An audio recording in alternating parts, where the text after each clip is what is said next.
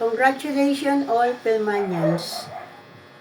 To everyone here today, thank you for your support of this graduate.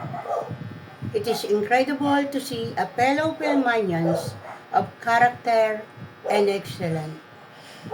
At this point, I want to implore my dear outgoing student to always see yourself as a good ambassadors from Philippines. We, the Filipino diaspora, play a significant role in boosting the household income of multiple families living and working abroad.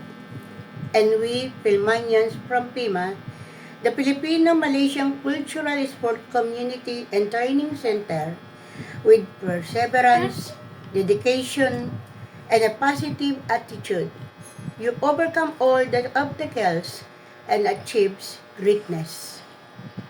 Thank you, Sir Leo, for giving me an opportunity to be part and advisor of PIMA, and thank you, Dr. Sarabanan, Madam Angie, Sir Joseph, owner of Joseph Retirement Home Care, Mr. Alex, faculty, admin, for supporting our PIMA student.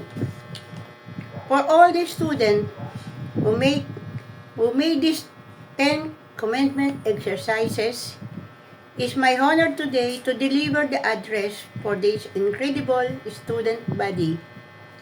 Believe in yourself, your abilities, and your dream. Surround yourself with positive influences and keep moving forward.